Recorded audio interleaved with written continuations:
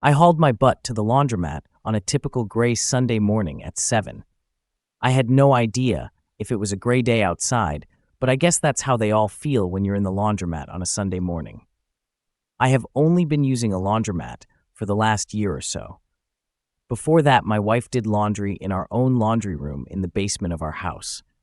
I moved about a year ago, and 6 months ago my wife became my ex-wife, and the laundromat was now located in my former home. So, on Sunday early morning, I headed to the laundromat located about a mile from my apartment. While I don't really like getting up early to do laundry, I didn't want that ritual to interfere with my weekend, so I got to the laundromat early and left early. I avoided the hassle of waiting for the machine on a busy day and having to engage in polite conversation with other visitors.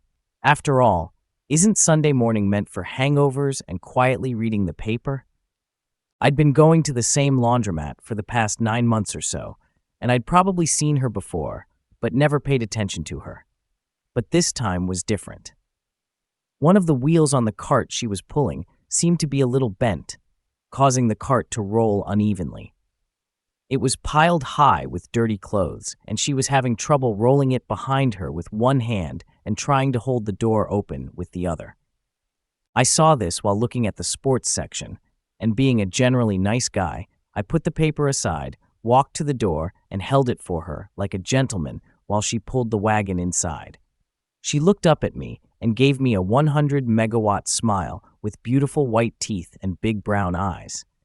"Thanks, mister," she said, heading toward the row of washing machines against the far wall of the laundry room. I estimated her to be about 7 or 8 years old, mixed race, or possibly Hispanic, with a mop of long curly brown hair. She was just adorable.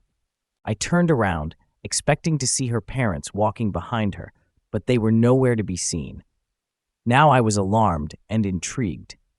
I watched the child load the entire stack of clothes into the washing machine, not separating the colored from the white as I had been taught. Then she added some laundry detergent she was carrying in the cart, put the money in the machine, and pressed the start button.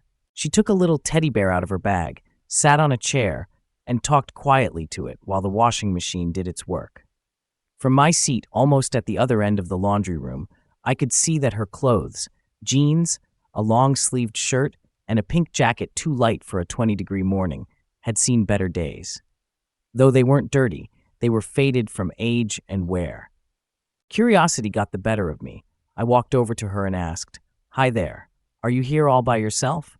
She looked up at me with those big brown eyes and said, "No, my mom's working. She said I could do the laundry today because I'm a big girl now." "Well, you're doing a great job," I replied, impressed by her independence. "Thanks, mister," she said again, flashing that dazzling smile. I couldn't help but feel a pang of sympathy for her situation. Here she was, a little girl handling such a grown-up task all by herself. It made me realize how much things had changed for me over the past year and how resilient people can be, even at a young age. As I returned to my seat and picked up my newspaper, I couldn't shake the image of her sitting there, talking to her teddy bear while the washing machine hummed in the background. It was a small moment of humanity that reminded me that no matter how gray the day might feel, there are always bright spots to be found.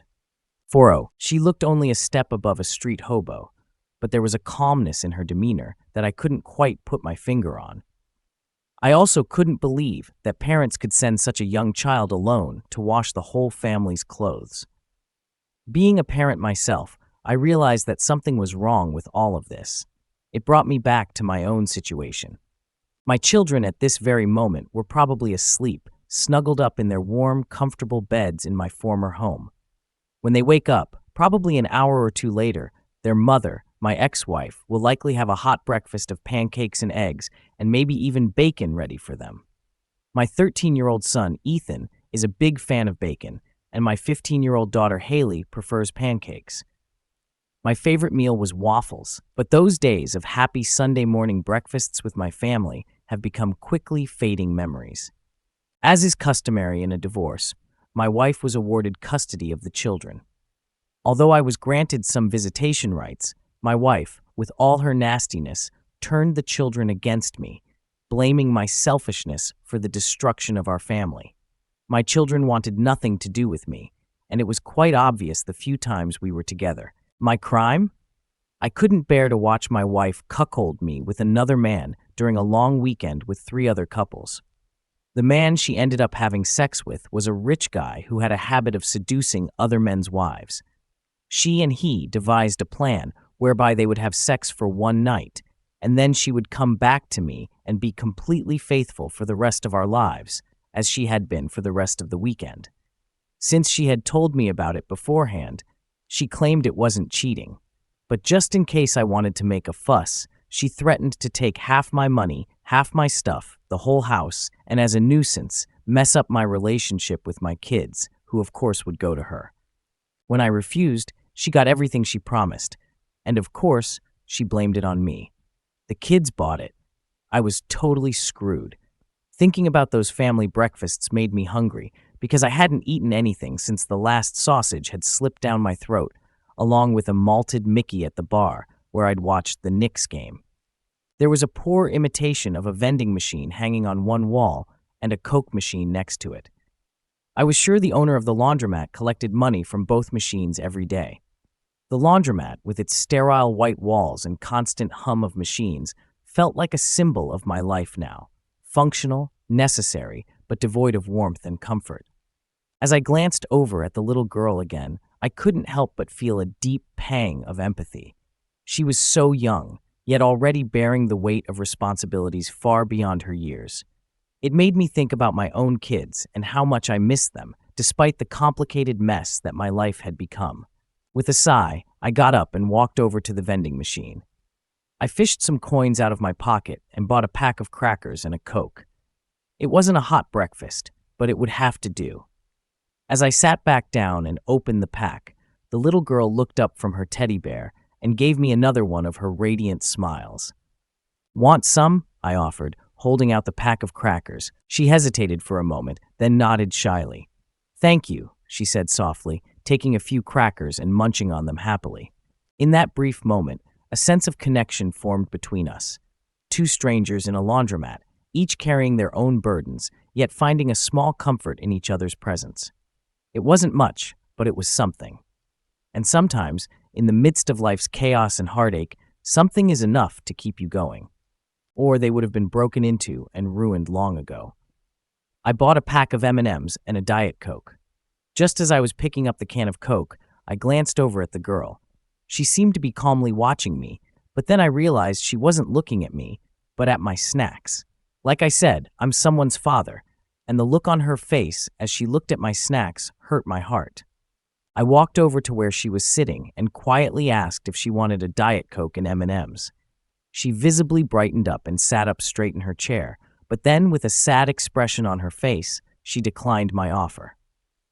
"My mom says I shouldn't take food from strangers, especially men," she explained. "That's a very good rule, honey, and you should always listen to what your mommy says," I agreed. "I'll tell you what, I'll just put the soda and M&Ms on the chair next to you, and you can have them if you want them.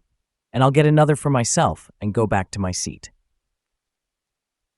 I set the snacks aside, went back to the vending machines, and bought myself another Diet Coke and another bag of M&Ms. Then I went back to my seat and picked up a newspaper, surreptitiously watching her from above. After about 5 minutes, she picked up the soda and M&Ms and got down to business. I smiled to myself. I left about 90 minutes later, having folded my 2 loads and stowed them in the car. As I left, I didn't think about the girl, immersed in my own life and how I was going to spend the rest of Sunday. To be honest, I didn't think of the girl again until I got to the laundromat the following Sunday, again around 7 a.m. Then I wondered if she would show up again. Sure enough, about half an hour later, she came to the door, again dragging a cart loaded with clothes behind her. I held the door for her again, and after thanking me, she headed for the machines against the far wall. I noticed that she was wearing the same clothes as last week. I waited until she started to load up, and then cautiously walked over and sat down in the seat next to her. "I see you have a problem with the rear tire of your wagon, sweetheart. Is it okay if I try to fix it?" She nodded affirmatively, playing with her teddy bear. I turned the wagon over and saw that the right rear wheel was bent on the axle. I straightened it with my hands and then rolled the wagon back and forth to check my work. "Instant fix for the wagon," I announced with a smile. My little friend looked impressed. "I'm Alex Rogers, by the way," I said, extending my hand for a handshake.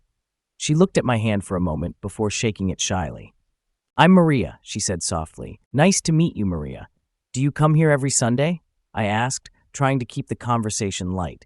"Yes, my mom works on Sundays, so I do the laundry," she replied, her eyes focused on her teddy bear. "Well, you're doing a great job. If you ever need help, just let me know, okay?" She nodded, and I could see a small smile forming on her lips. I went back to my seat and continued reading the newspaper, feeling a strange mix of sadness and hope. As I folded my laundry and prepared to leave, I glanced over at Maria one last time. She was busy folding her clothes, her little hands working diligently. I couldn't help but feel a sense of admiration for her resilience and independence.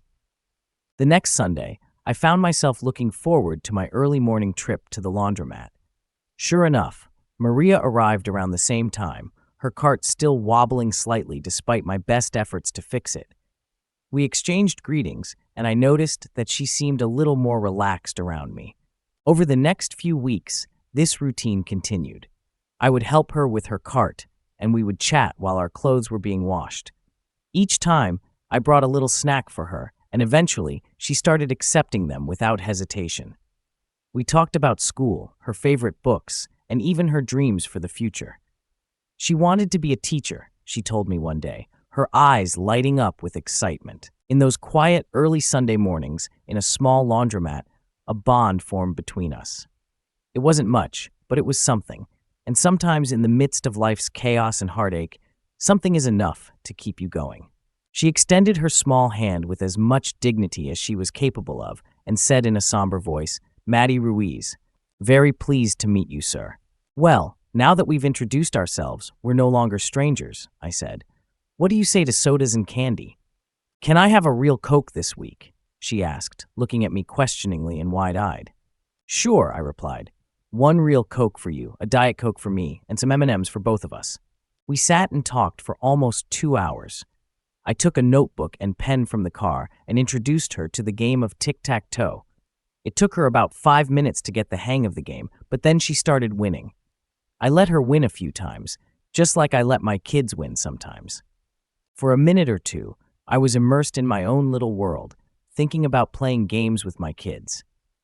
Then I thought about my then-wife Alina, looking me straight in the face and telling me she was going to sleep with Robert Goldstein III, the big city lawyer, the night my life as I knew it ended. "It's just one night, Alex," she had said. "It won't mean anything. It'll just be sex." "What? Are you kidding me? This isn't going to be just sex. This is going to be the end of our marriage," I yelled back at her.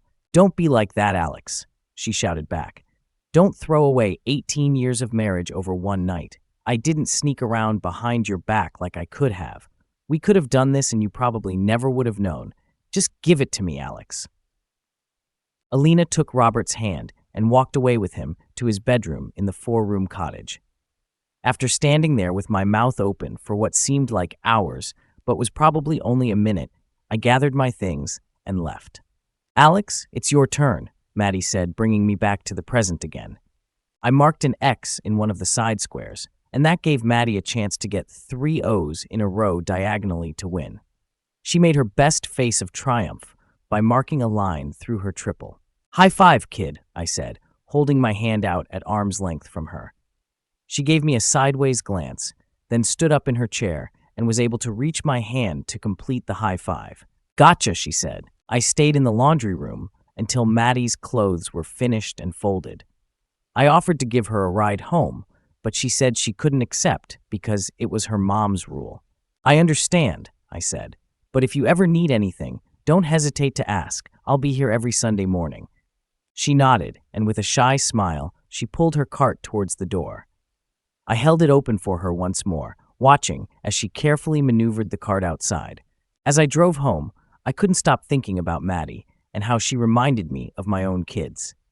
There was something about her resilience and determination that struck a chord with me. It made me reflect on my own life and the choices I had made. The following Sunday, I arrived at the laundromat a little earlier, eager to see Maddie again. Sure enough, she showed up, dragging her cart behind her. This time, the wheel was still a bit wobbly, so I helped her fix it again. We spent the morning playing games and chatting, building a small but meaningful bond. Over the weeks, our Sunday mornings became a routine. Maddie and I would play games, talk about school, and share snacks. I learned that her mother worked multiple jobs to make ends meet, and Maddie did her part by taking care of the laundry. Despite her young age, she carried a maturity and strength that impressed me deeply. One day, Maddie mentioned her dream of becoming a teacher. Her eyes lit up with excitement as she talked about it, and I could see the passion she had for learning and helping others. It reminded me of my own aspirations and how life had taken unexpected turns. As the months passed, our friendship grew stronger. Maddie became like a surrogate daughter to me, and I found a sense of purpose in our Sunday mornings together. It was a small but significant connection that brought some light into both our lives. In the midst of life's chaos and heartache, these moments of connection and kindness were enough to keep me going. And for Maddie, I hoped they offered a bit of support and comfort in a world that often seemed harsh and unforgiving. "Mom is a smart woman. I'd like to meet her sometime," I said. "Well, maybe someday," Maddie replied. "She doesn't go out too often." I continued this routine with Maddie as winter turned to spring and spring to summer. I started packing a small bag with sandwiches for both of us and snacks, and I bought soda from the laundromat. I wasn't really hungry at this time, but I figured if I ate a sandwich, she would too, and she was awfully thin. So I started packing an extra sandwich, telling her she could take an extra home for her mother. She never protested at all and always thanked me. By then, she had told me that she was really 7 years old and would be a second grader at our neighborhood elementary school in the fall. Her father wasn't home, and in truth, Maddie told me that she had never met her father. Her mother apparently worked part-time outside the home while Maddie was in school, though she didn't know what exactly. But by the time Maddie came home from school, her mom was always home. They mostly stayed in their apartment, occasionally going out to the park when the weather was nice. Mostly they watched TV, and Maddie was familiar with almost every animated movie that the children's channels had recently shown. I couldn't name the first one. There was no money for extras, but her mother would sometimes go out on Saturdays, leaving Maddie after dinner with instructions to go to bed at 9 p.m. She would go to bed. On Sunday morning, her mother would wake her up, give her money for one washer and one dryer, and send her to the laundromat with her wagon. Truth be told, my life wasn't much better than Maddie's at the moment, though at least I had enough money to live on. With alimony, mortgage payments, and child support, my salary as a top programmer left little opportunity for extra fun, usually a rare sit-down at a bar with my buddies. I didn't date at all. I didn't miss it.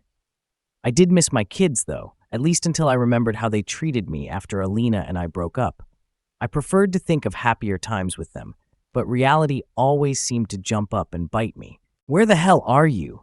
screamed Alina when I picked up the phone in my house the morning after I left Robert Goldstein's lake house. The clock showed it was 10:06. For all I knew, it could have been 2:13, and I was tipping another shot of Eagle Rare bourbon into myself. I must have eventually staggered to the bedroom and fell asleep. "You left me at the lake house. How do I get home?" she screamed at me again. "Screw you," I retorted, feeling a mix of anger and betrayal wash over me. It was a cruel reminder of the life I once had and the life I had lost. As I continued to spend Sunday mornings with Maddie, I found a sense of solace in our simple routine. Each week, our bond grew stronger, and I became more invested in her well-being.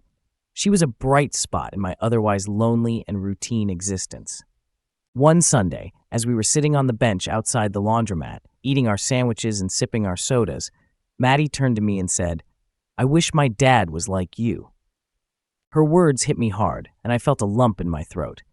"Thanks, Maddie," I said, trying to keep my voice steady. "That means a lot to me."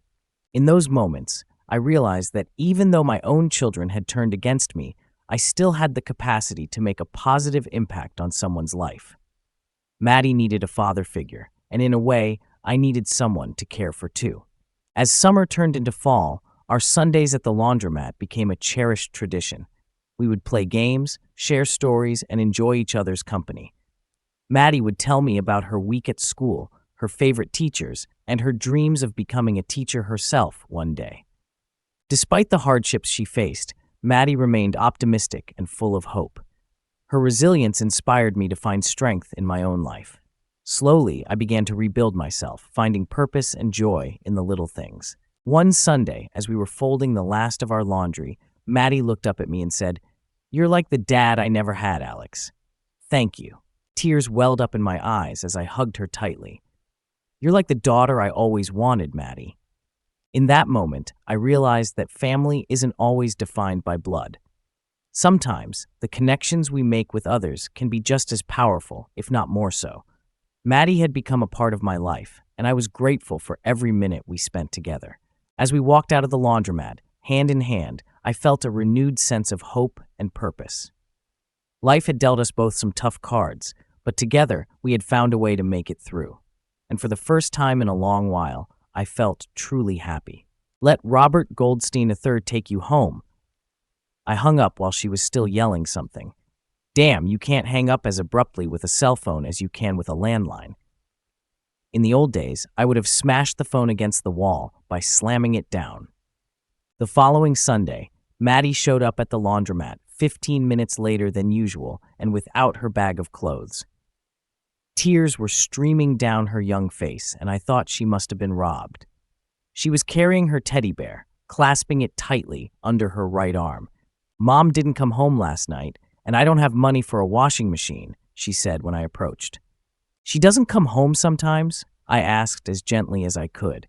She shook her head negatively, tears glistening in her big brown eyes. "Mom always comes home. That's another one of her rules." I calmed her down and gave her the food I had brought with me. I was in new territory and didn't know what to do. "Is there anyone you can stay with until your mom gets home?" I asked. She shook her head again, this time with a mouthful of peanut butter and jelly. I knew I couldn't leave her alone in the apartment, but if I called the police without a plan of action, they would probably send her to foster care within a day and possibly take her away from her mother permanently if they thought she wasn't taking good enough care of the child, which I already doubted. "How about we go to your apartment and leave your mom a note saying we're at my place? She can call me when she gets home and I'll bring you to her." I could see her wheels spinning. It was a violation of one of her mother's rules, but since her mother wasn't coming home, I didn't think she wanted to spend the day alone in her apartment. Finally, she nodded in agreement. After packing up my things and putting them in the car, we went to her apartment first. We didn't pack anything in Maddie's apartment because there just wasn't anything to pack. The few articles of clothing she had, she was either wearing or they were lying amongst the dirty clothes, waiting for their turn in the laundry room.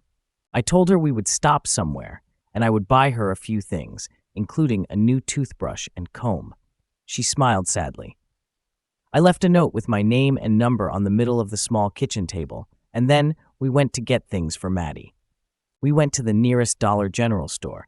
I let her pick out a few tops, pairs of jeans, underwear, and socks.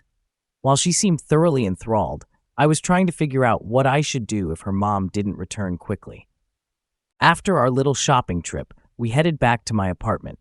I tried to keep the mood light by talking about her favorite cartoons in school. Maddie seemed to relax a bit, and she even laughed a few times, which was a relief. When we arrived, I showed her around and set up a cozy spot for her in the guest room. She looked around with wide eyes, taking in everything. "Do you want to watch a movie?"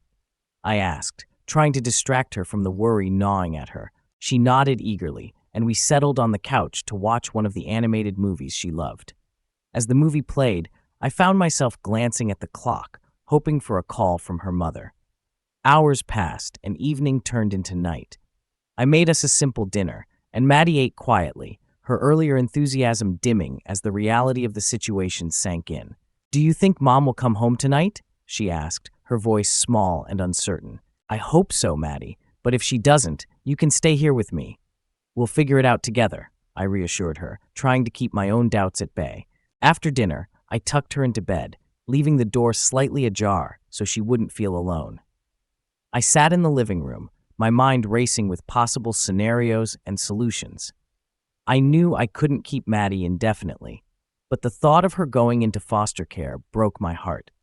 I resolved to contact some local resources in the morning to see if they could offer any assistance. Just as I was about to turn in for the night, my phone rang. I hurried to answer it, hoping it was Maddie's mother. It was. Her voice was frantic and slurred, but she was calling to check on Maddie. "Where's Maddie? Is she okay?" she asked, her words barely coherent. "She's here with me. She's safe," I said, trying to keep my tone calm. "Where are you?" I'm at a friend's place. I'll be there in the morning," she replied. "All right, we'll see you in the morning. Get some rest," I said, hanging up. Relief washed over me, but I knew this wasn't the end of the situation. Maddie needed more stability than her mother could currently provide. As I lay in bed that night, I thought about the next steps. The bond I had formed with Maddie over the past months had grown strong, and I was determined to ensure she was safe and cared for, no matter what it took. The next morning, Maddie and I had breakfast together, and I told her about the call from her mother. She seemed relieved, but also wary. We spent the day doing simple activities, waiting for her mother to arrive. When she finally did, I could see the exhaustion and desperation in her eyes. "Thank you for taking care of her," she said, tears welling up. I need help. I know that now." "We'll figure it out," I assured her. "You're not alone in this." And from that day forward, we worked together to create a more stable environment for Maddie, leaning on community resources and each other. It wasn't easy, but it was worth it. The connection we formed was a testament to the power of compassion and the importance of stepping up when someone is in need. And for Maddie, it was the beginning of a brighter, more hopeful future. We watched cartoons and the Disney Channel. I made us lunch and dinner and put her to bed at 9 in my spare room on the couch. The next day, I planned to call in to work and take a personal day to take care of some business. Maddie and I waited until lunchtime to go back to her apartment on Monday, but there was no sign that anyone had been there after the two of us the day before. I rummaged around the apartment a bit and found a drawer in her mother's dresser that contained papers. Among the useful items was Maddie's birth certificate, which I noticed didn't have her father's name on it. Her mother's name was Fiona Ruiz. I took the birth certificate along with a picture of Maddie and her mother. The picture was probably taken when Maddie was about 2 years old. She looked a little more than a toddler. They were hugging in front of the camera.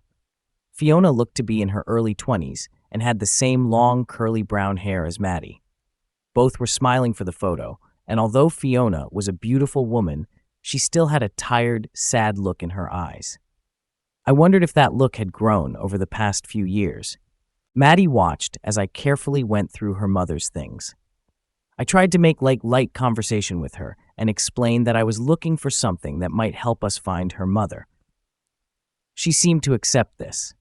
When we got back to my apartment, I turned on the TV to the Disney Channel and put Maddie down to rest. And then I went into the bedroom and called the police to report Fiona Ruiz missing.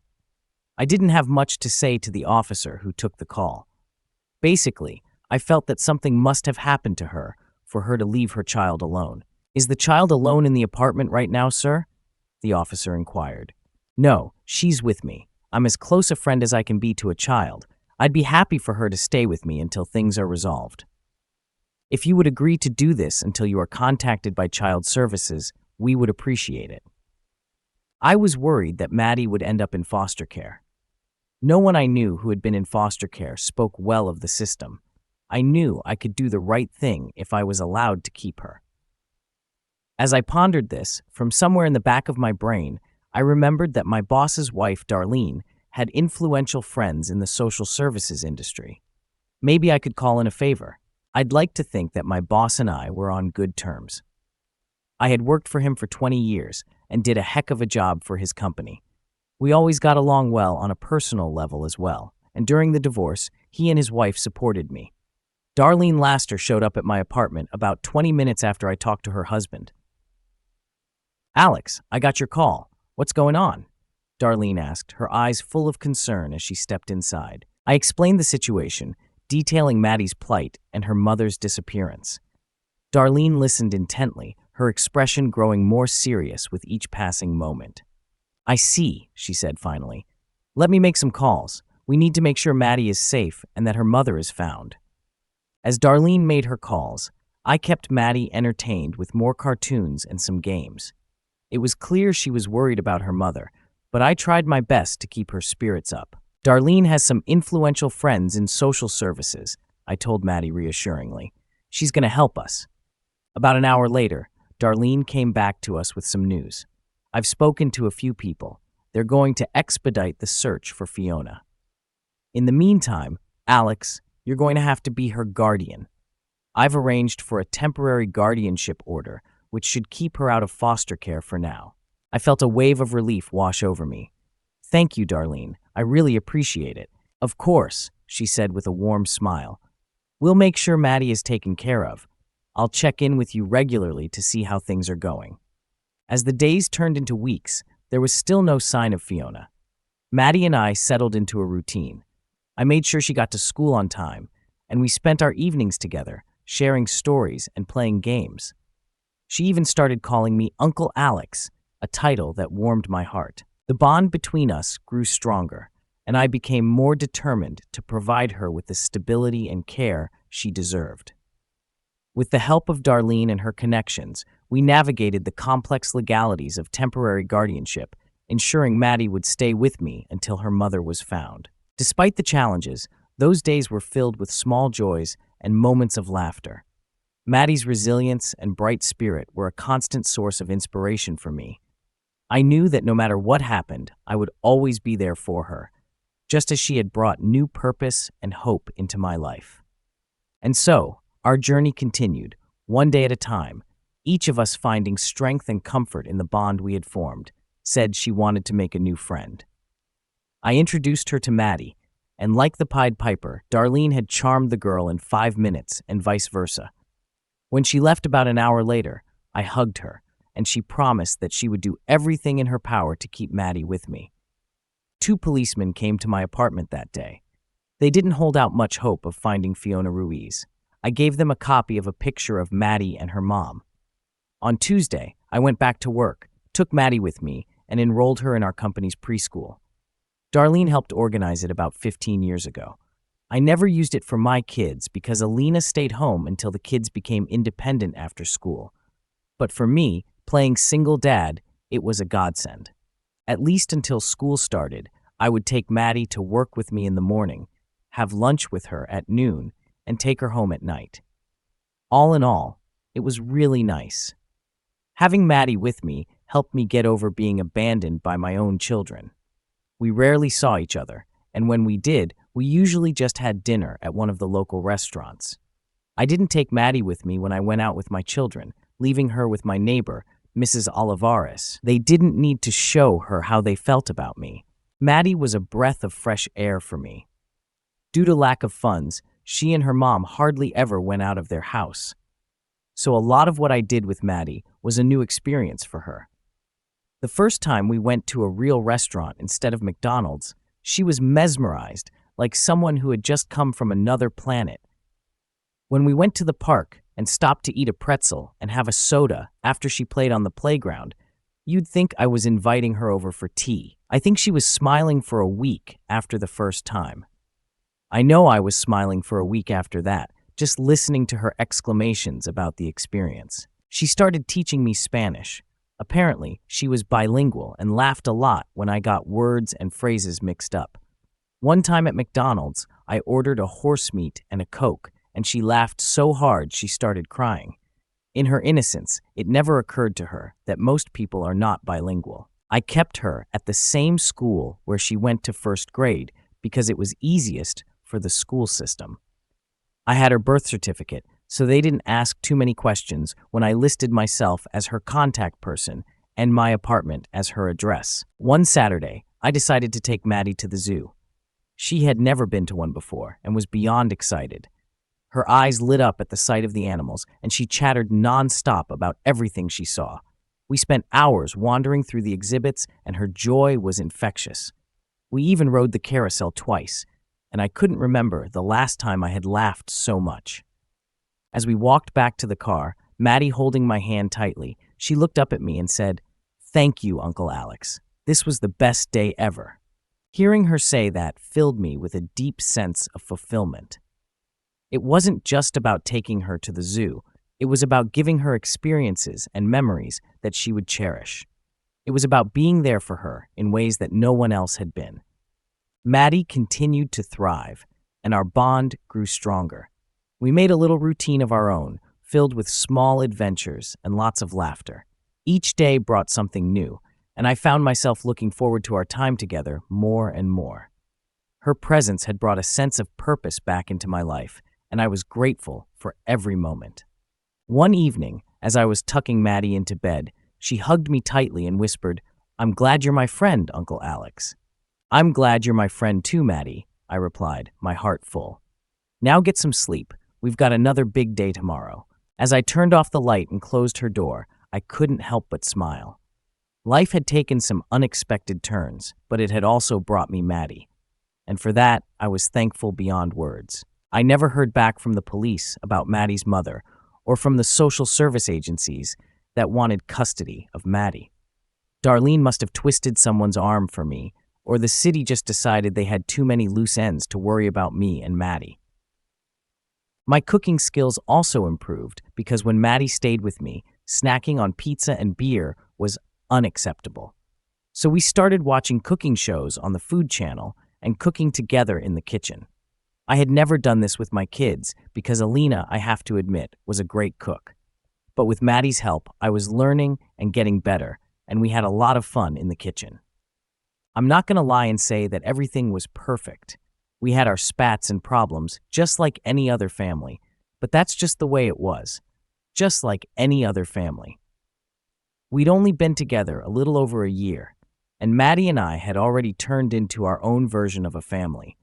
It was pointed out to me at the school Maddie attends at the beginning of 3rd grade. We were at a school open house one evening and were walking down the hallway when one of Maddie's friends and her parents came over to say hello. Maddie's friend introduced her parents as my mom and dad, and then Maddie introduced me as her dad. I hadn't even thought of our family in those terms, and when she called me her dad, I nearly fainted with incredible joy upon hearing those words. I choked for a second, and I had to apologize to the Reynoldses for my momentary silence, saying I had a piece of snack stuck in my throat. Maddie caught it, looked at me sideways, and squeezed my hand. She never called me Alex again, and nothing could please me more.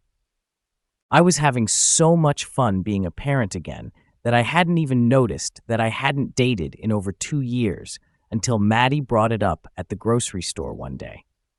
We were walking up and down the aisles, filling a cart with groceries from our shopping list, when we passed a short woman in the produce department. I didn't pay much attention to it, but Maddie looked at the woman with redoubled intensity as we passed her. "Wow, Daddy, that's a very beautiful woman. You should ask her out," Maddie said. I was going through my shopping list when she made that statement, so I immediately stopped the cart and looked closely at the woman we had just passed. She was beautiful. Then she looked up at me and we smiled embarrassedly at each other. "Well, aren't you going to say something to her, Daddy?" asked Maddie, looking at us. At this point, I wanted the floor to swallow me up. But hell, maybe the woman would give Maddie and me a pass, so I tried it the old-fashioned way. "Hi, I'm Alex, and this is Maddie. I couldn't help but notice you, and Maddie thinks I should introduce myself," I said, trying to sound as confident as possible, despite the flutter in my chest. The woman smiled warmly. "Hi, Alex. Hi, Maddie. I'm Clara. Nice to meet you both." We exchanged a few pleasantries, and I found out that Clara was new in town, having moved here for her job at the hospital. Maddie, with her usual enthusiasm, took over the conversation, telling Clara about all the fun things we did together. "Well, Maddie, it sounds like you have a great time with your dad," Clara said, laughing. "We do, and he's a great cook too," Maddie beamed. "Is that so?" Clara said, raising an eyebrow. "Maybe I'll have to taste one of these famous meals sometime." Feeling a little braver, I seized the opportunity. "We'd love to have you over for dinner sometime. How about this weekend? Clara seemed to consider it for a moment before nodding. That sounds wonderful. I'd love to. As we finished our grocery shopping, Maddie couldn't stop talking about how exciting it was that Clara was coming over for dinner. I felt a mix of nervousness and anticipation, but mostly, I felt grateful. Grateful for Maddie, who had brought so much joy and purpose back into my life, and grateful for this new possibility with Clara.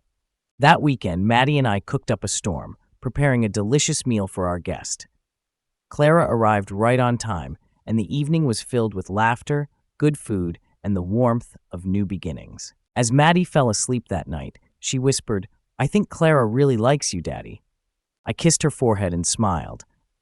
"I think you're right, Maddie. I think you're right." And as I turned off the light and closed her door, I couldn't help but feel that our little family had just gotten a bit bigger.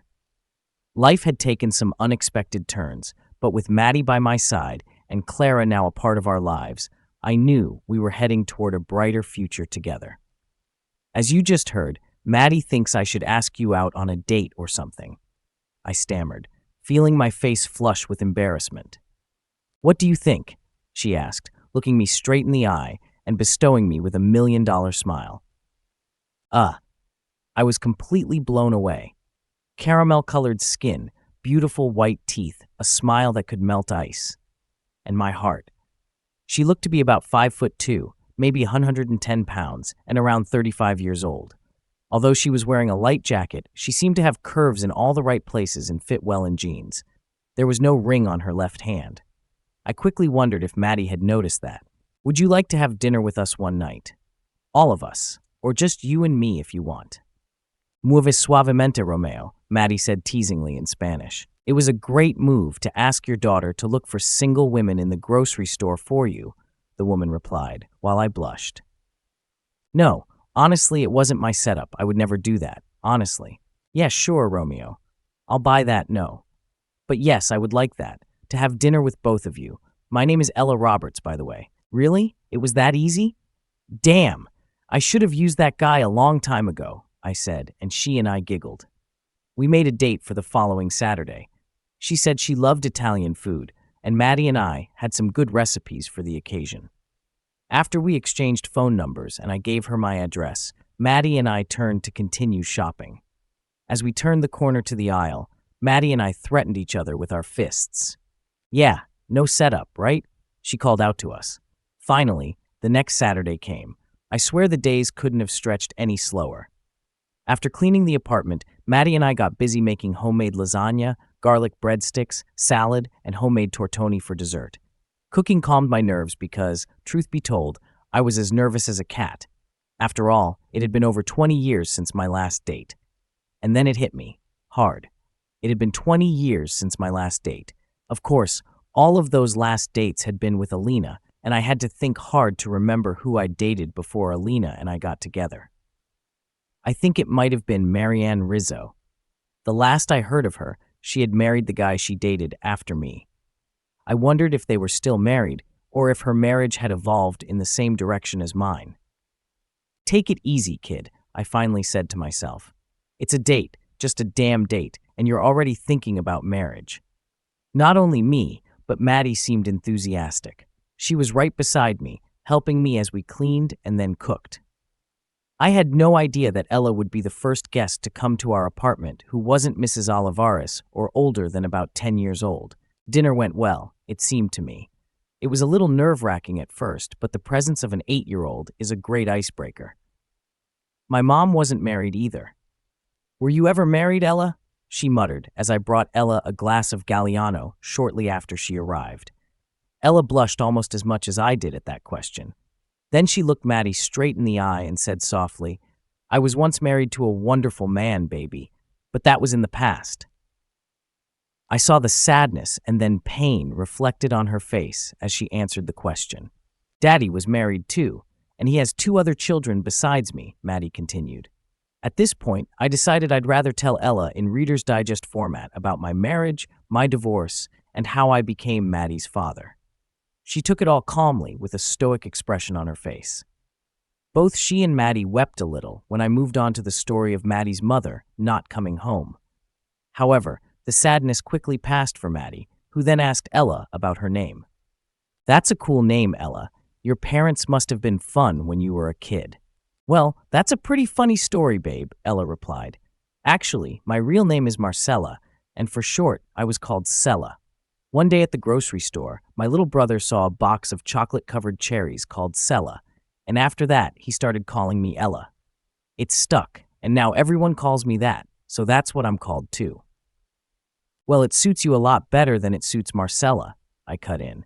I see thick, dark-rimmed glasses, masculine hands, and a firm ass. Oh, that's cruel, Ella giggled in response. You will never ever call me by my first name. Ella stayed with us until Maddie went to bed at 9. Then she said it was time for her to leave too. Thank you for a wonderful evening, she said, standing up and gathering her things. Thank you for coming. It was really nice, I replied, walking her to the door. Let's do this again sometime, Ella suggested, smiling warmly. Absolutely, I agreed, feeling a flutter of excitement. As she left, Maddie peeked out from her room, her eyes twinkling with mischief. Daddy, do you think Ella will be my new mom? Caught off guard, I stammered. Well, let's take it one step at a time, kiddo, but I think we made a good start tonight. As I turned off the lights and headed to bed, I couldn't help but feel hopeful. Life had taken some unexpected turns, but with Maddie by my side and Ella now a part of our lives, it felt like the beginning of something truly special. I hoped she wasn't just being polite when she said she had a good time, and that next time we should spend that time at her apartment. I gave her a quick peck on the lips as she walked out the door. For a brief moment, I thought I smelled arousal, but it had been so long that maybe I was just dreaming. I like her, Daddy. I think she'll be good for us, Maddie said as I closed the door. Had to admit at least to myself that the guy was right, for now. We had family dates 5 Saturdays in a row, and I think we all had a good time. However, I realized that I needed to try one-on-one time to see if it had any chance of success. Maddie took the news well when I told her that I was taking Ella out to a restaurant, just the two of us, and that she would be spending the evening with Mrs. Olivares. I certainly wasn't going to leave Maddie home alone like her mother had done. I would never criticize Maddie's mother, but leaving an 8-year-old girl home alone while I went out on a date was not going to happen. Besides, I think both Maddie and I were well aware that the last time she had been left home alone, things had not turned out well. I made reservations at a nice steakhouse for our first date alone, as Maddie called it. I knew the mood would definitely be different when I showed up at Ella's door to pick her up.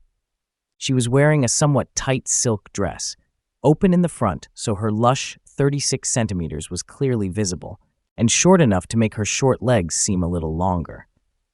She wore a little more makeup than usual and used a different perfume, sexier and spicier, but not too strong. Damn, and I forgot to bring a stick. How the hell am I going to fight off all the other men?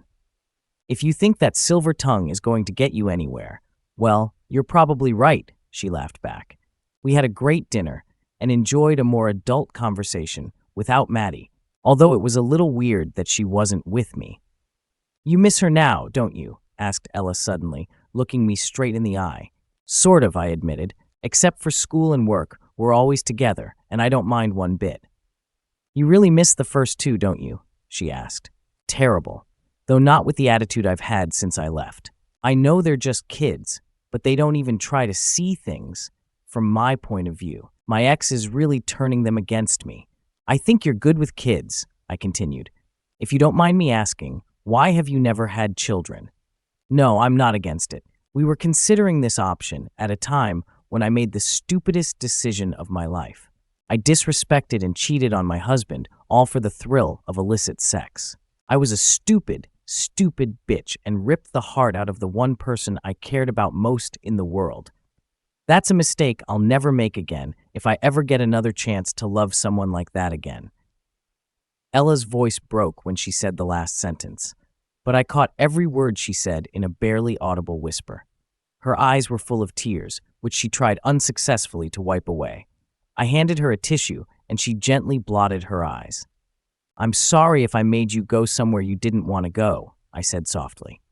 I'd never talked to anyone about it before, she admitted. Not even my parents. I'm too ashamed of myself. All right, that's enough grown-up talk, I said, trying to lighten the mood. Let's blow this joint and see if you know how to move on the dance floor, Missy.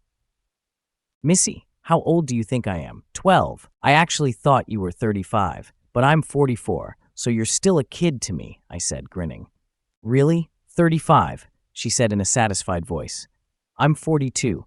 I've been married 12 years, divorced 9 years. You have a very good effect on a girl's ego, sir. No way, you're only 2 years younger than me. I look like I could be. Your older brother, I laughed. I paid the bill, and we went to a dance club that Alina and I sometimes frequented. I'm no Fred Astaire, but Alina loved to dance, so one of the first things I did when we had extra money was to take some dance lessons. I quickly realized that sitting on the sidelines and watching your wife dance with other men was not the most enjoyable thing to do. Ella was as light on her feet as she was in her spirit. The music was vibrant, and the energy in the room was infectious. We danced for what felt like hours, losing ourselves in the rhythm and each other's company. Ella's laughter was like music itself, blending perfectly with the upbeat tunes that surrounded us. As we swayed to a slower song, I pulled her close. You're a great dancer, Ella, I whispered in her ear. Thanks, Alex. You're not so bad yourself? She replied, her eyes sparkling. We continued to dance, and I felt a warmth and comfort with her that I hadn't felt in a long time. It was as if all the pieces of my life were finally starting to fit together. The night ended too soon, but it was filled with moments that would stay with me forever. When I walked her to her door, she turned to me and said, "Tonight was incredible. Thank you for everything." "It was my pleasure," I replied. "I had a great time too." Ella leaned in and kissed me softly on the lips. "Let's do this again soon," she said, smiling.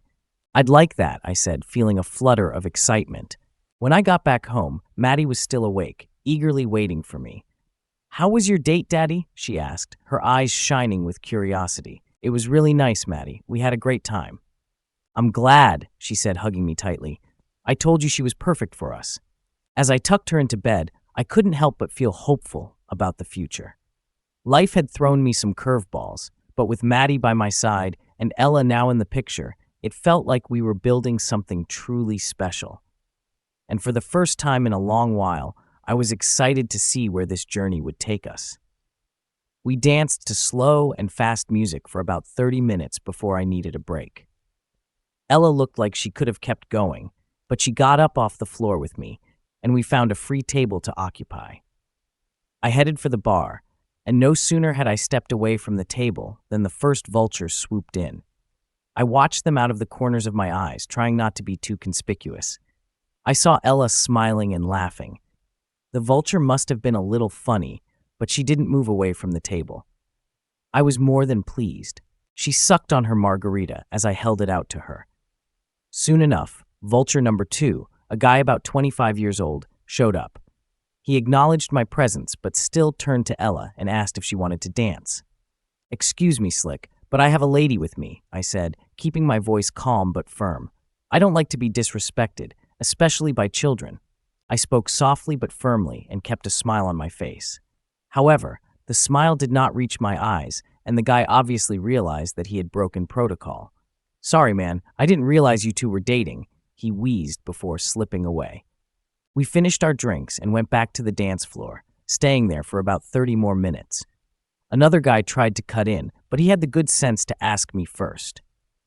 When I told him, "Sorry, we're dancing together," he nodded and walked away without a fuss. As the night progressed, Ella and I fell into an easy rhythm, enjoying the music and each other's company. The DJ switched to a slower song, and I pulled Ella close, feeling the warmth of her body against mine. We moved together, swaying to the soft melody. "You know, you're a pretty good dancer," Ella said, looking up at me with a smile. "Thanks. I had a good teacher," I replied, thinking back to the dance lessons I had taken for Alina's sake. "Well, I'm glad you did," she said, resting her head on my shoulder. When the song ended, we decided to call it a night. As we walked out of the club, the cool night air was a refreshing change from the heat inside. I held Ella's hand, feeling a sense of contentment wash over me. "I had a really great time tonight, Alex," she said, her eyes shining under the streetlights. "Me too, Ella. It's been a long time since I've felt this good," I admitted.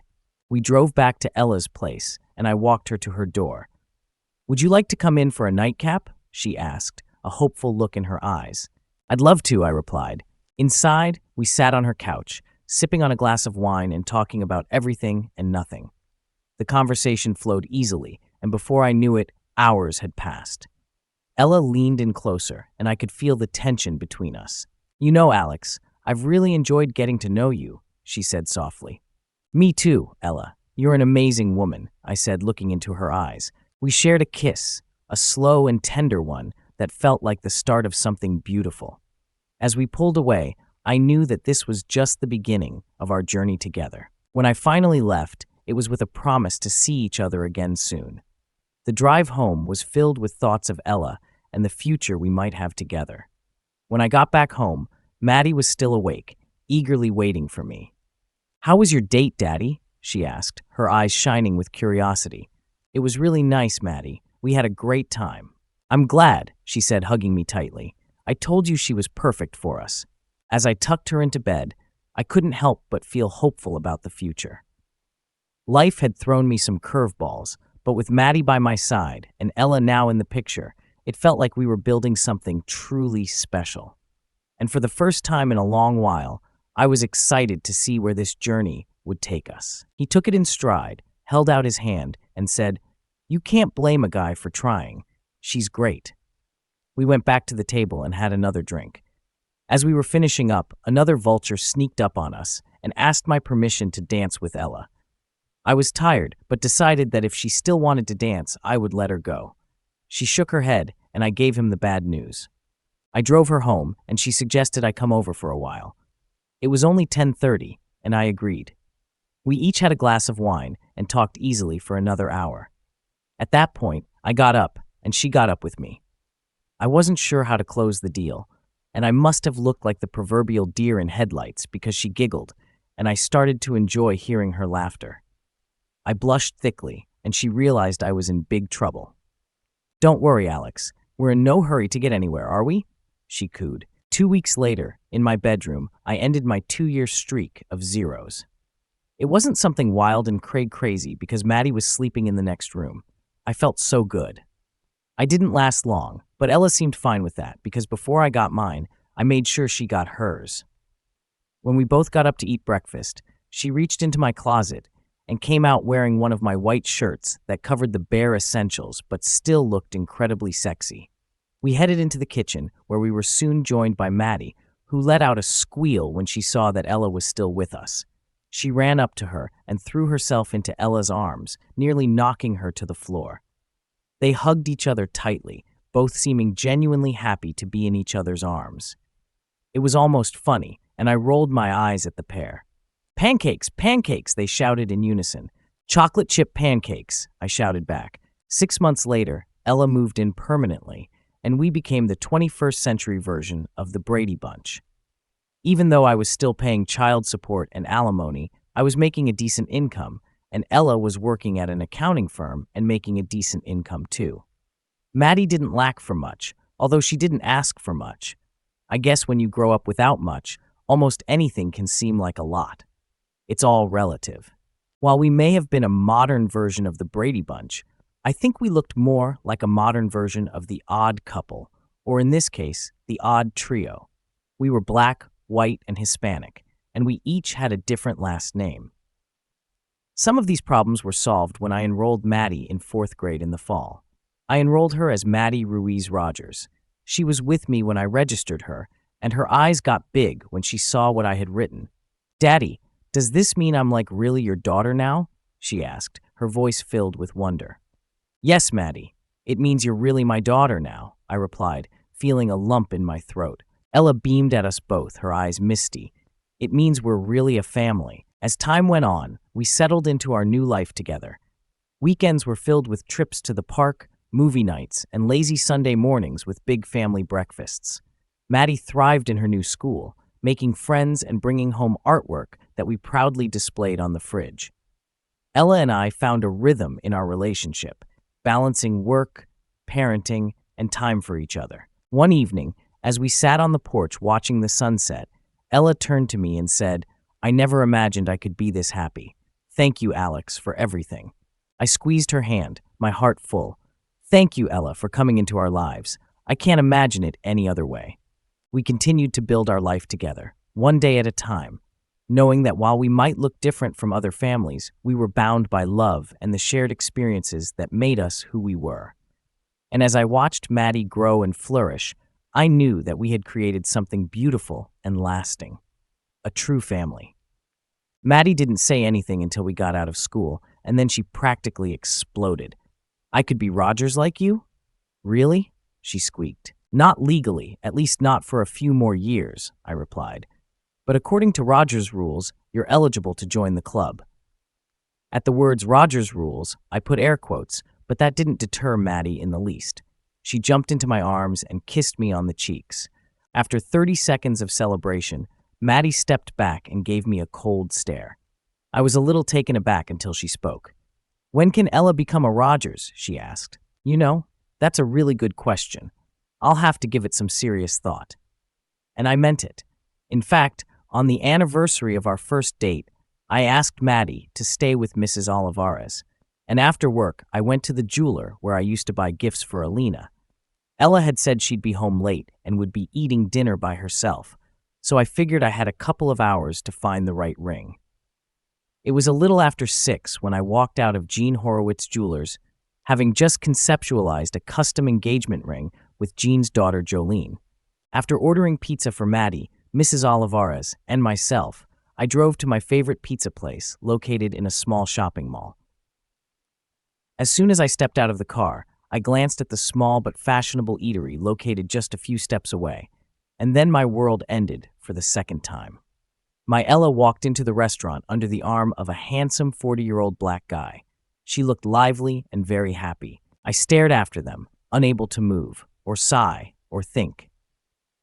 I don't know how long I sat in the car before I realized I hadn't breathed in a while and felt like I was about to pass out. I took a deep breath, then another. Then I decided I needed to feed Maddie, so I walked into the pizza place and placed my order. I drove home in a stupor. I don't remember much about the evening, at least not until Ella got home around 8. She was still animated and seemed to be in a great mood when she walked in the door. Hey, there's no way you'll guess who I ran into tonight. My brother John snuck into town without telling me, and after I finished work, he invited me over for dinner.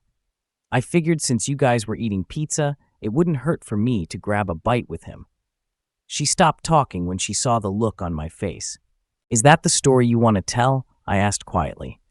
Ella looked shocked as the reality of my words scrolled through her brain. You went to Salvatore's for pizza today, and you saw me with him, didn't you? And you thought. Her eyes widened with realization and hurt. You son of a bitch, she shouted at me. I was more than surprised. I expected guilt and remorse, not an attack. This must be some new way to apologize, I thought to myself. Ella had never sworn at me before, but I was beginning to realize that she might have a good reason. You don't even trust me enough to give me the benefit of the doubt, you bastard. I know I lost my husband because I cheated on him. I told you about it. I didn't hide anything, and I told you that I would never make that mistake again. I realize your ex-wife still has trust issues, but those are your issues with her. This is me, Alex.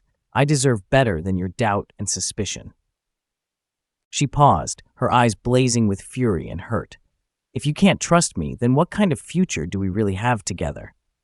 I felt a wave of guilt crash over me. She was right. I had let my past experiences with Alina cloud my judgment.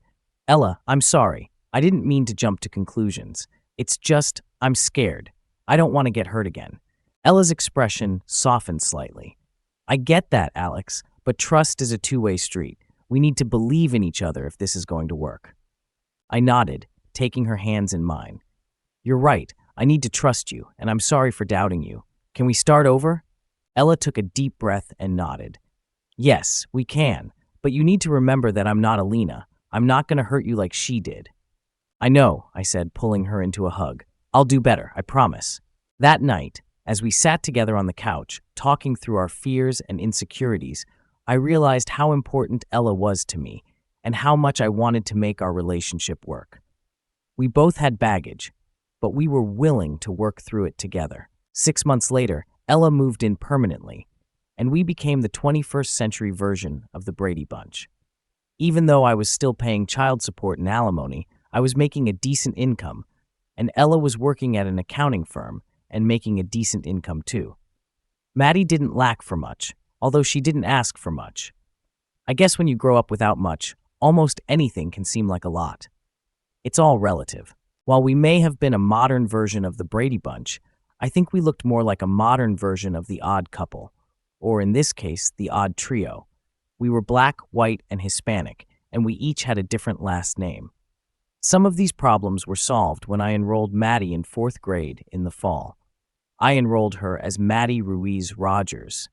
She was with me when I registered her, and her eyes got big when she saw what I had written.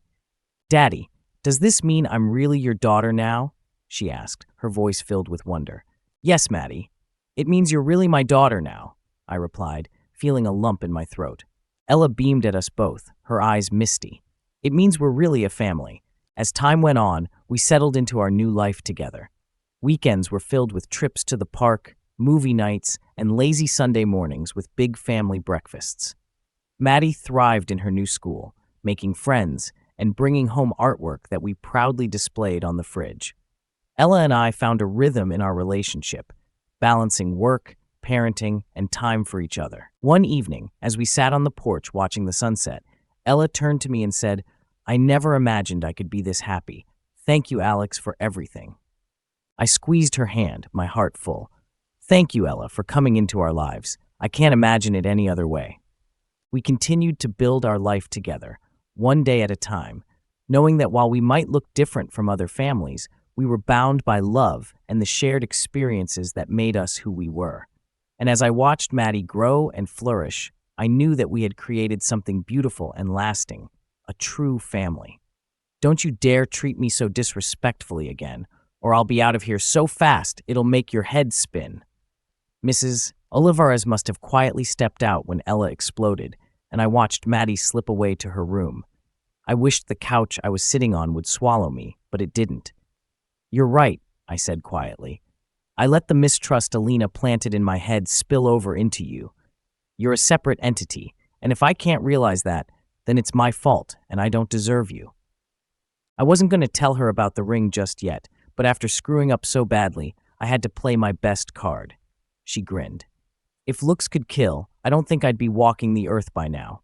So, I know this is probably not the best time to do this, but I need to show you how much I care about you. Give me your left hand." She walked slowly toward me and held out her hand, palm up. I turned it palm down, put the piece of paper on her ring finger, and secured it with a rubber band from my shirt pocket. She looked puzzled, to say the least. "What the?"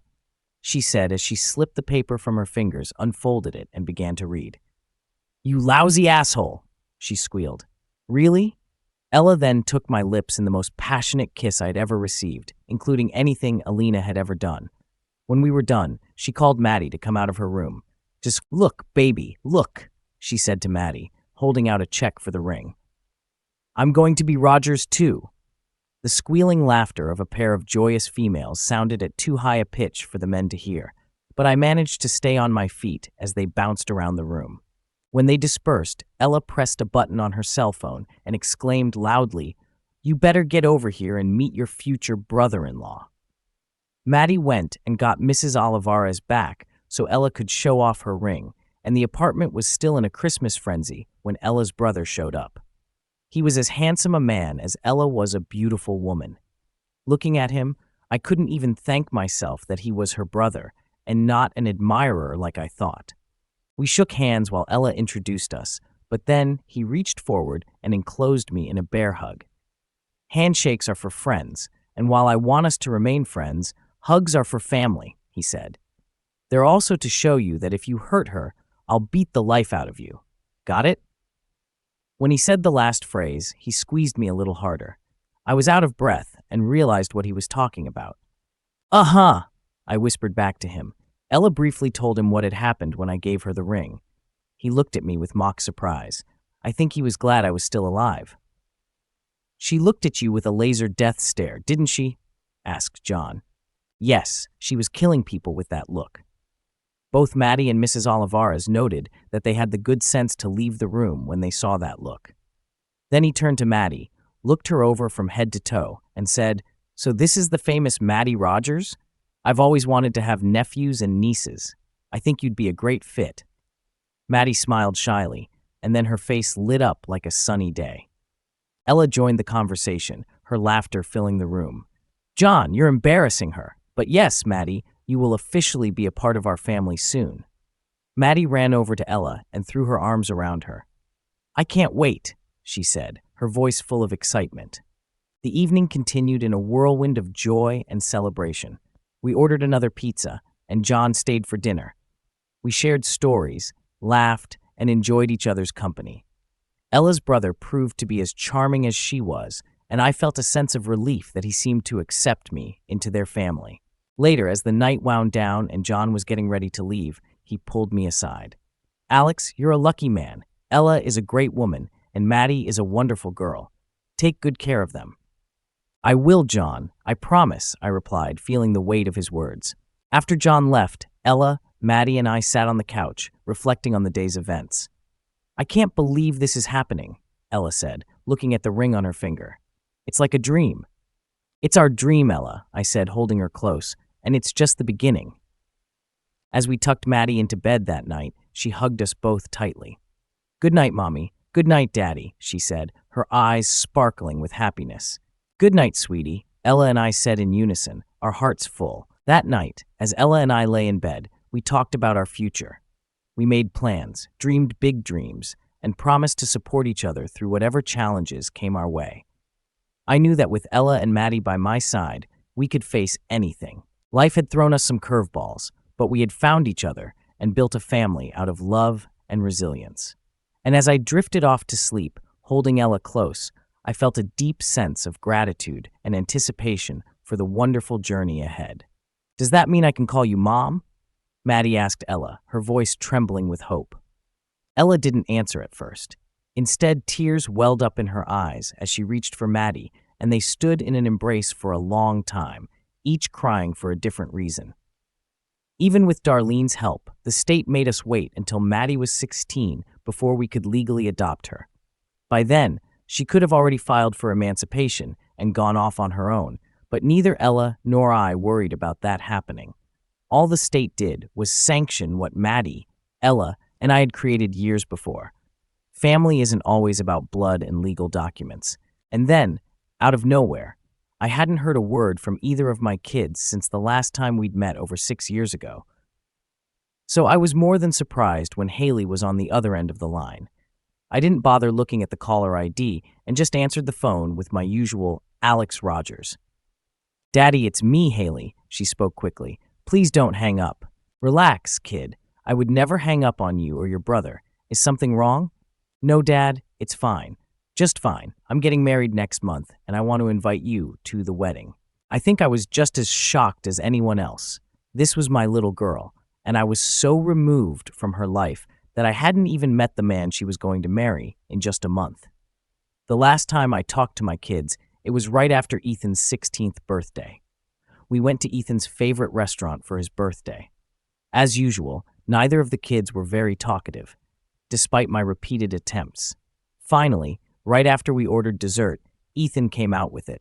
"Dad, I'm 16 now, and court-ordered visitation is over. Haley and I don't have to see you anymore if we don't want to, and we've talked it over, and we don't want to see you. You abandoned us to preserve your stupid pride. Well, you can take your pride and shove it up your ass." I have to hand it to my son. He was a great customer. Although he couldn't look me in the eye when he talked to me, he never raised his voice. Haley, for her part, shifted her gaze from Ethan to me and back again. I sighed, waiting for it to happen someday. It was Alina's work. It had her fingerprints all over it. "I assume you understand what wedding vows are, and that your mother not only broke ours, but threw them in my face. But she has apparently convinced you both that I'm a bad guy, and nothing I say will change her mind. But for me, breaking my wedding vows isn't something I can just turn a blind eye to, like, say, breaking down the family car. It's about my soul, and while I knew that my leaving would hurt you two, staying would have been even worse because it would have crushed my soul and made me not the person I am. Then we wouldn't be the same, and you would realize that when you grew up and lived enough to see things for what they really are. It was your mother's mistake, and she did a good job of putting the blame on me. Well, I won't take the blame if that's what you both want. Daddy, Haley said, bringing me back to the present. Don't you want to come with me? My heart ached with a mix of emotions as I heard her plea. Of course, Haley. I'd love to come to your wedding. Thank you for inviting me. The relief in her voice was palpable. Thank you, Dad. It means a lot to me. As I hung up the phone, Ella came over and wrapped her arms around me. Are you okay? She asked gently. I think so, I replied, my voice thick with emotion. It's been so long since I've heard from them. I can't believe she's getting married. Ella smiled and kissed my cheek. This is a good thing, Alex. It means she's ready to reconnect. And maybe this is the start of rebuilding your relationship with both of them. I nodded, feeling a glimmer of hope. I hope so. In the weeks leading up to the wedding, Ella, Maddie, and I prepared for the big day. Ella helped me pick out a suit, and Maddie made sure I looked my best. The night before the wedding, as we sat together on the couch, Maddie looked at me with those big, hopeful eyes. Daddy, I'm really happy you're going to Haley's wedding. I think it'll be good for you. I hugged her tightly. Thank you, sweetheart. I think you're right. The wedding day arrived, and as I stood at the back of the church, watching Haley walk down the aisle, tears filled my eyes. She looked so beautiful and grown up, and I felt an overwhelming sense of pride. When she reached the altar, she glanced back at me and smiled, and in that moment, I knew that no matter what had happened in the past, there was hope for the future. After the ceremony, Haley introduced me to her husband, Mark. He seemed like a good man, and I was grateful that she had found someone who made her happy. We talked and laughed, and I felt the beginnings of a new chapter in our relationship. That evening, as I danced with Ella at the reception, I whispered in her ear, "Thank you for being here with me. I couldn't have done this without you." She smiled and kissed me softly. We're a family, Alex, and we're in this together. Looking around at the joyful celebration, I felt a sense of peace. Life had thrown us some curveballs, but we had built a family out of love and resilience. And as I watched Maddie laughing and dancing with her new family, I knew that the journey ahead was filled with hope and possibility. Very much so, Haley, kid, I replied. You know, I even put money aside for the day it happens. You don't have to worry about money, Dad. Bob will take care of it. Bob? I asked. Wild guess, but we're talking about Robert Goldstein III, aren't we? There was a note of irritation in her voice, but then it changed to pity. You didn't know then, apparently. Mom married Bob about 6 years ago after we stopped seeing you, she said. That bastard ruined my marriage, ruined my relationship with my kids, half ruined me financially, and then married my ex-wife. All because of my pride, Haley. Every time my son wants to apologize to me, "Don't be like that, Dad," she interrupted. "I'm not inviting you over to cause trouble. You're not going to give me away. You're not going to sit in front of the family. I just want you there, okay?" "Okay, Haley, on one small condition, that I can bring my family with me." "Your family?" "Yeah, even a loser like me has a family, Haley. I have a wonderful wife and an amazing daughter. You'll love them both if you ever spend any time with them." It was Haley's turn to reflect. I'd never told her or Ethan about Ella and Maddie. Honestly, I didn't want their mother to know. "You have another child? Does she know about me and Ethan?" she asked almost serenely. "Maddie is 16 years old. She was adopted. She and I have been together for 9 years.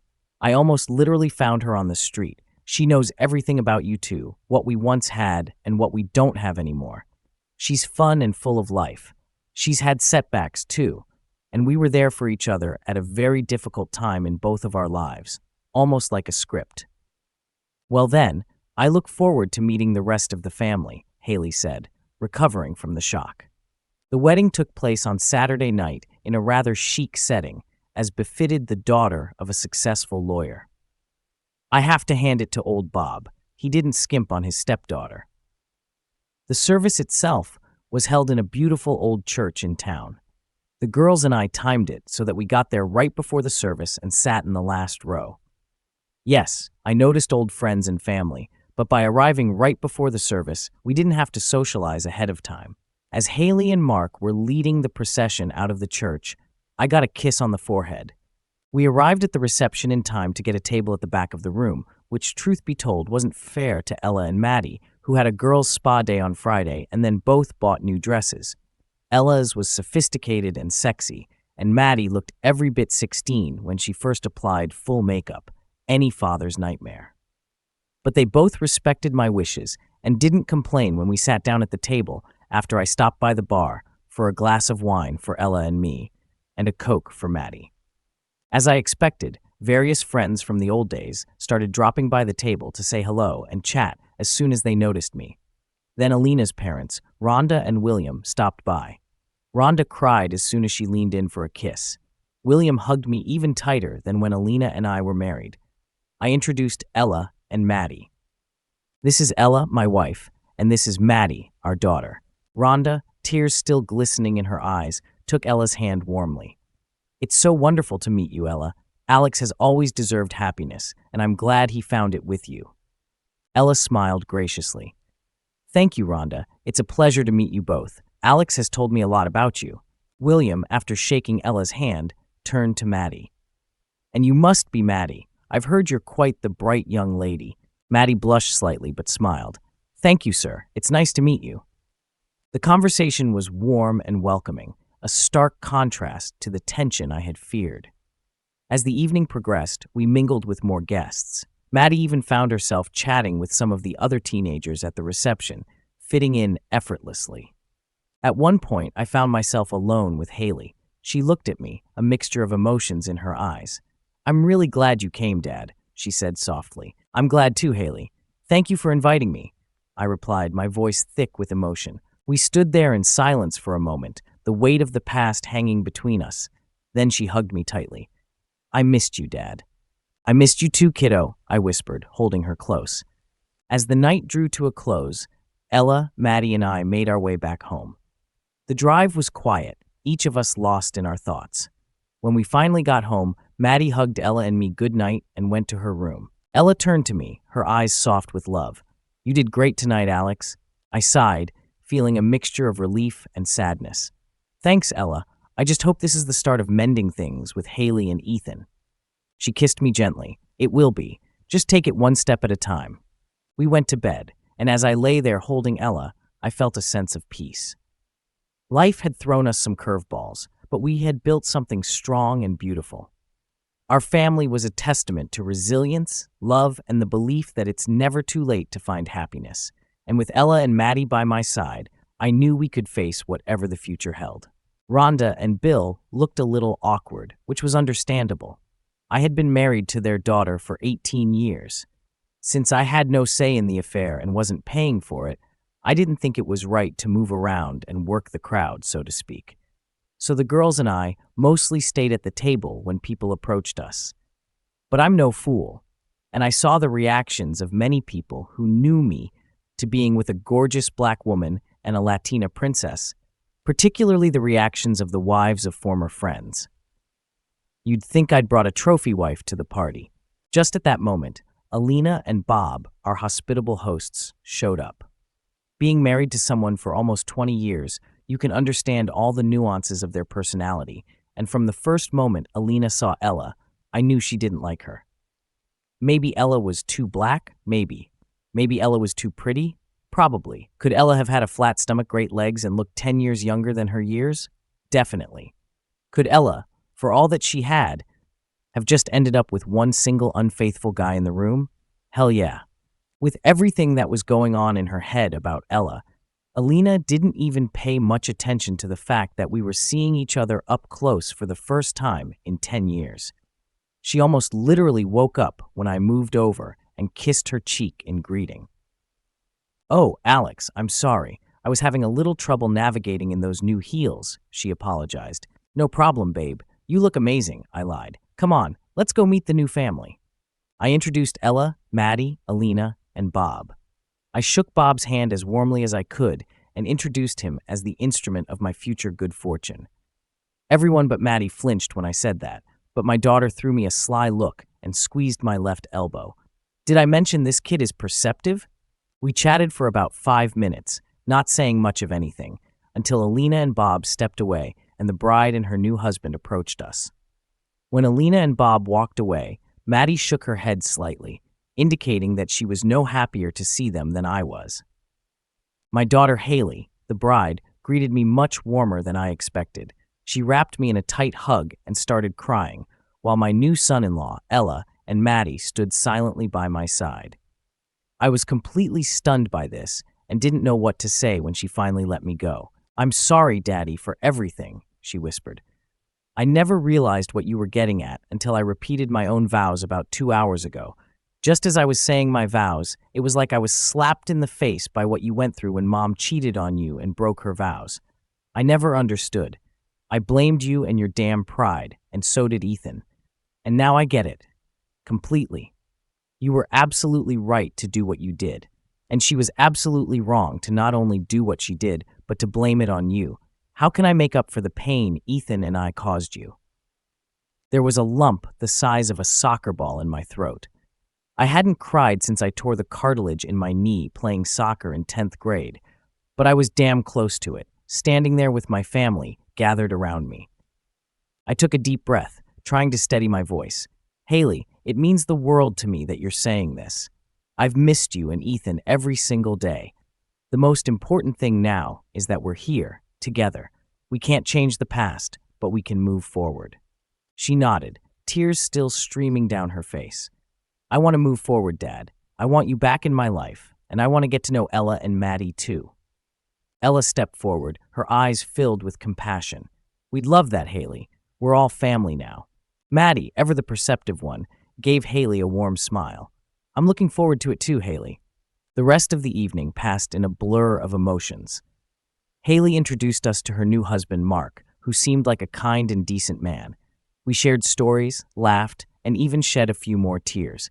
It felt like a new beginning. As the reception wound down, Alina approached me one last time. Her expression was a mix of emotions, but she managed a polite smile. "I'm glad you came, Alex, for Haley's sake." "I'm glad I came too, Alina," I replied, not unkindly, "for Haley and for Ethan." She nodded, and there was a moment of understanding between us, a silent acknowledgement of the past and a hope for a more peaceful future. When we finally got home, Ella, Maddie, and I sat together on the couch, reflecting on the day's events. Maddie snuggled up between us, her eyes heavy with sleep. "I'm really happy you went to Haley's wedding, Daddy. I think it's the start of something good." "I think so too, sweetheart," I said, kissing the top of her head. Ella squeezed my hand. "We have a long journey ahead, but we're in it together." As I sat there with my family, I felt a deep sense of peace and gratitude. Life had thrown us some curveballs, but we had built something strong and beautiful out of love and resilience. And with Ella and Maddie by my side, I knew we could face whatever the future held. "How about you first introduce me to that handsome stallion you made those vows with, and then do me the honor of dancing?" I replied, trying to lighten the mood. "Oh yes, of course," she said, somewhat embarrassed. "You haven't met the man of my dreams yet.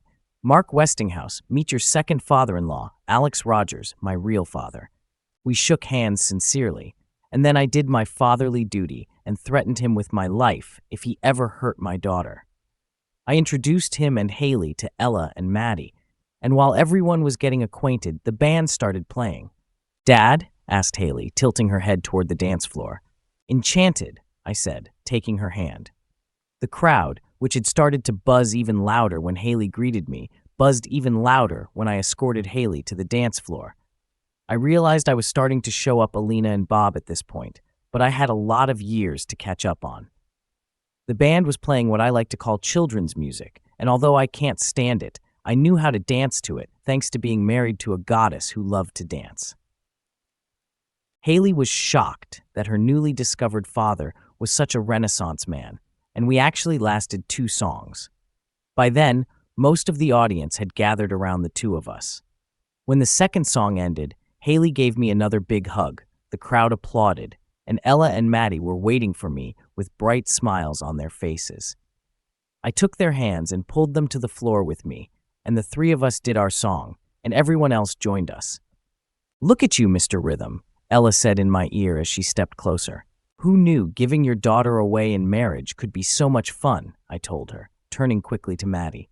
But let's wait a few more years. I'm not sure my heart can take this much fun. Unwrap me, old man, Maddie smiled back. All three of us stayed on the floor for 6 more songs.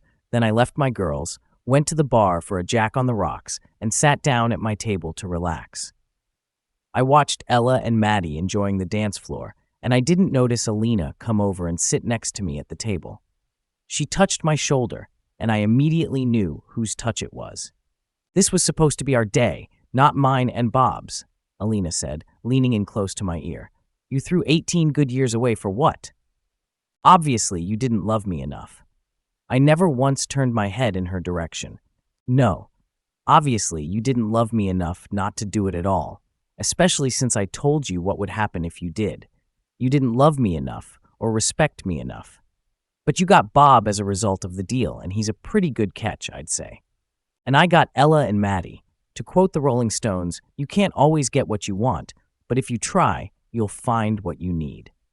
Alina's face hardened, and she stared at me with a mixture of anger and regret. Do you really think you've won, Alex? Do you think Ella and Maddie make up for everything we had? I finally turned to face her, meeting her gaze head on. It's not about winning, Alina. It's about finding happiness and peace. And yes, Ella and Maddie mean everything to me. They are my family now. Alina's eyes softened for a moment before she sighed and looked away. I hope you find what you're looking for, Alex. I already have, I replied, turning my attention back to the dance floor where Ella and Maddie were still dancing, their laughter filling the room. As the night wore on, the reception continued with more dancing, toasts, and celebration. Haley and Mark looked blissfully happy, and I felt a renewed sense of hope for the future. When it was time to leave, Ella, Maddie, and I said our goodbyes and made our way back home. In the car, Ella reached over and squeezed my hand. You did great tonight, Alex. Thanks, Ella. I just hope this is the start of something better with Haley and Ethan. It will be, Maddie chimed in from the back seat. I can feel it. We arrived home, and as we settled in for the night, I couldn't help but reflect on how far we'd come.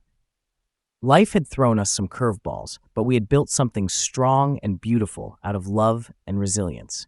With Ella and Maddie by my side, I knew we could face whatever the future held. You were a jerk then, you're a jerk now.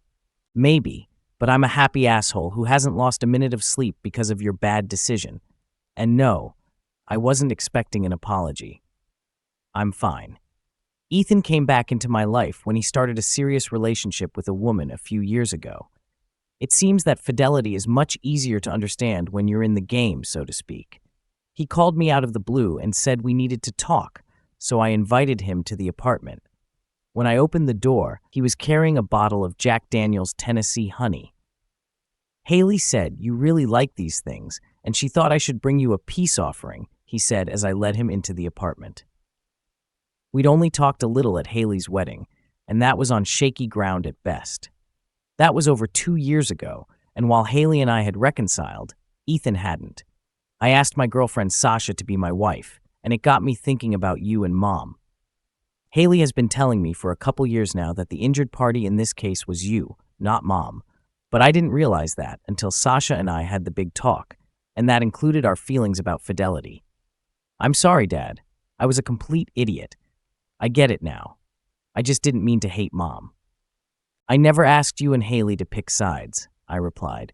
I just wanted you to know why I had to leave. Had to leave. Over the next few hours, Ethan and I talked about a lot of things, finishing off a bottle of whiskey. Ella cooked a great dinner for all of us, and the 4 of us got to work. Ethan fell asleep on the couch in the living room because Ella wouldn't let him drive his car after he'd shared a bottle of liquor with me. Ella, Maddie, and I sat at the groom's family table at this wedding, along with a pregnant Haley, Mark, and our first grandchild, 2-year-old Brent, who sat next to Alina. That way, Alina at least didn't feel left out because she was alone now. Bob had kicked her to the curb in favor of a trophy wife about a year ago. The kids kept me in the loop on Alina's affairs with occasional snippets of news about her. I told them both that there was no need to be a liaison between Alina and me. We were adults, and if either of us wanted the other to know something, we could pick up the phone. Maddie flew in for the wedding. She is a freshman at the University of Michigan, but didn't want to miss her older brother's wedding, so I flew in with her. She, Ethan, and Haley have developed a strong relationship, so much so that they can banter with her, saying she's my favorite child. I find it very interesting to watch the three of them together. The argument that nurture is more important than nature when it comes to raising children seems to apply to us because Maddie and I have an unbreakable bond that even Ella has noted. While I wouldn't wish what we experienced in early childhood on anyone else, adversity has brought us a little closer than we might have been otherwise. As I watched my family interact at the wedding, I felt a deep sense of pride and contentment. Life had thrown us some serious curveballs, but here we were, stronger and closer than ever. I looked over at Ella, who was laughing with Maddie and Haley, and my heart swelled with love. Later that evening, as the reception was winding down, I found a quiet moment with Ella. "You know," I said, pulling her close, "I never thought we'd end up here, surrounded by family and so much love." She smiled, resting her head on my shoulder. "We've come a long way, Alex, and it's all because we didn't give up on each other." I nodded, feeling a lump in my throat. "I'm just so grateful for you, for Maddie, and for getting a second chance with Haley and Ethan." Ella kissed me softly, "And they're grateful for you too. You're a good man, Alex. You deserve this happiness." As I stood there, holding the woman I loved, watching my children and grandchild play together, I knew that despite all the pain and heartache, life had given me more than I could have ever imagined. And as we looked forward to the future, I felt ready to embrace whatever came our way, knowing we would face it together as a family. Otherwise, adversity has probably helped Ella and me as well. We both know that you can never take anything for granted, and we cherish the time we have together while we sort out our new life as empty nesters. I can tell you that it didn't take Ella long to realize that an empty nest means that no one in the next room is overhearing anything, and she has loosened up a few degrees in the bedroom. Her screams of pleasure drive me wild and make me want to please her even more. There are mornings when we both go to work a little stiff and sore after a raucous night of play. When all the usual wedding reception hassles were over, Ella and I headed to the dance floor. Maddie danced with one of Ethan's groomsmen too, but not before Ethan warned him not to mess with my father's favorite child, or else he'd have to pay. I grinned when he said that. I started to head back to the table after about half a dozen dances, but Maddie wanted to dance with me, so I stayed for one more. I noticed that Ella and Alina had nothing to say to each other, even though they were sitting within talking distance. "Can you feel the frost coming from across the room?" asked Maddie, finding herself within speaking distance. "Insightful," I replied. When I finally returned to the table, Ella stood up and joined Maddie on the dance floor. After a minute, I felt a touch on my shoulder. "Obviously, we've gone for round 2, I thought. "Aren't you going to gloat about Bob leaving me?" asked Alina, leaning over to me. "Not my circus. Not my monkeys," I replied. "I know this will probably surprise you, but I rarely think about you at all. I don't wish you harm, but I don't care about your life or what happens to it. We had 18 wonderful years together, and that was years ago. Now I have a new life, and I don't want to waste time thinking about the past or what could have been." While we'd been talking, I'd been watching the dance floor, and now I turned to face Alina. And that's when I saw it. Fear. Fear of living her retirement life alone. It was another factor she apparently hadn't considered all these years, because she thought I certainly wouldn't give in the face of her threats to ruin my life in a divorce. For a brief moment, I almost felt sorry for her. But then I realized that she would have been trying to crush my soul if the roles had been reversed in this conversation. "You know I was an asshole then, and I still am," I said, getting up from the table and joining my girls on the dance floor. The night was young, and I didn't want to waste another second on past regrets. Ella and Maddie welcomed me with open arms, their laughter and joy infectious. We danced and celebrated, the love and unity of our family clear to all who watched. As we moved to the rhythm of the music, I felt a sense of completeness that had eluded me for years. Here, surrounded by the people I loved most, I knew I had finally found my place. As the evening wore on, I took a moment to step back and observe. Ella and Maddie were dancing together, their faces radiant with happiness. Ethan and Haley were laughing with friends, their bond stronger than ever. Even Alina, despite her loneliness, seemed to be making the best of the night, chatting with old friends and family. In that moment, I realized that life had come full circle. We had all been through so much, but we had emerged stronger, wiser, and more connected than ever. Adversity had shaped us, but love had defined us. And as I watched my family, I knew that no matter what challenges lay ahead, we would face them together, with the same resilience and strength that had brought us this far. I rejoined Ella and Maddie on the dance floor, pulling them close. "I love you both," I said, my voice thick with emotion. "We love you too, Alex," Ella replied, her eyes shining. Maddie nodded, her smile wide. "We're a team, Dad, always." As we danced, the world faded away, leaving only the warmth and love of our family. In that moment, I knew that everything we had endured had been worth it. We were finally home.